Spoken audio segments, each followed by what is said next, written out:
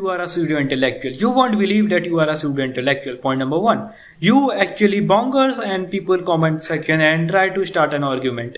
Point number two. You actually do not mention yourself as a pseudo intellectual or even an intellectual. Why would you? You would ask me that, hey, why I would mention myself as pseudo intellectual? Why would I pose myself down in the hierarchical position to proving oneself superior to each other? But this is absolutely wrong. Point number three. You are in continuous race of winning arguments, even if your argument is incorrect. You justify your arguments based on few fallacies that people have and in their arguments, but in the end, what end up becoming is a pseudo-intellectual. Why I am repeating the word pseudo-intellectual?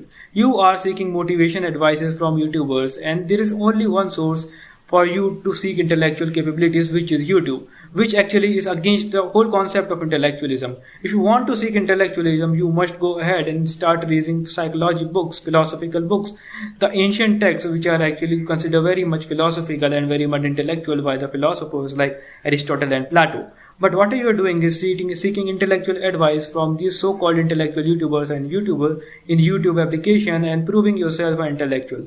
This is the biggest thing which proves you a pseudo-intellectual. And the last thing comes out to be that which makes you a complete pseudo-intellectual, writing down paragraphs in YouTuber's comment section, proving yourself superior to the YouTuber who is making that video, or proving your argument superior to the YouTuber who is making the video.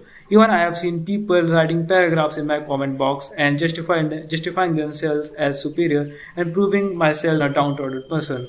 These things will lead you nowhere. If you want to be an intellectual, if you want to seek intellectual capabilities, start building principles of common sense and then start seeking intellectualism from the relevant sources, not on YouTubers. Let's imagine some philosopher comes on YouTube let's take one example. If Socrates existed today and he came on YouTube to actually distribute his philosophy, you might still leave yourself as an intellectual, a half-baked person, because until and unless you devote your whole time studying it without any comfort source, then only you can be an intellectual. Thanks a lot for watching.